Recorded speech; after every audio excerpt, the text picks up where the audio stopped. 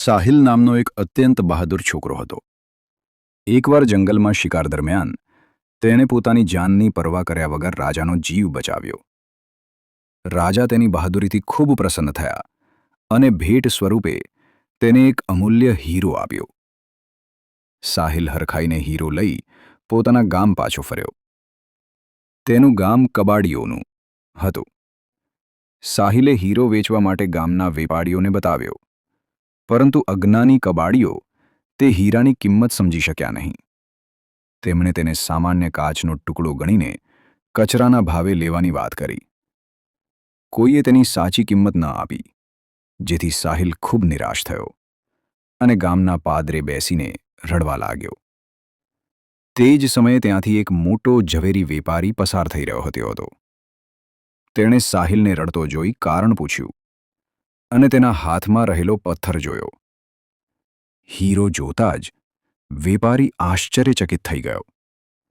તેણે તરત જ સાહિલને તેની સાચી કિંમત સમજાવી અને મોં માગ્યા દામ આપી હીરો ખરીદી લીધો.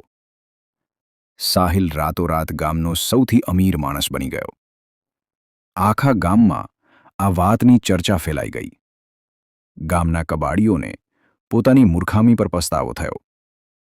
તેઓ સાહિલ પાસે આવ્યા અને પોતાની અજ્ઞાનતા બદલ માફી માંગી. વસ્તુની સાચી કિંમત તેની પરખ કરનારના જ્ઞાન પર આધારિત હોય છે.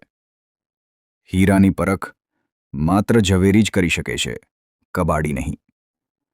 વાર્તા આધારિત પ્રશ્નોત્તરી. 1. સાહિલે કોનો જીવ બચાવ્યો હતો? 2. રાજાએ સાહિલની બહાદુરી જોઈને તેને ઇનામમાં શું આપ્યું?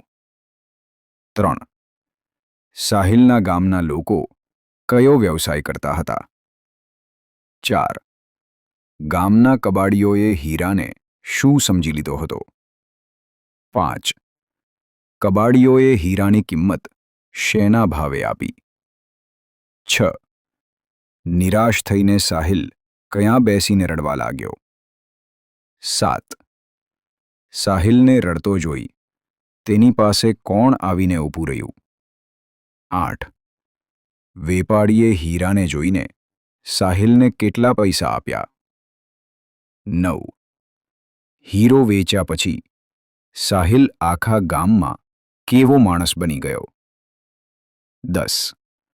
ગામના કબાડીઓએ સાહિલ પાસે આવીને શા માટે માફી માગી?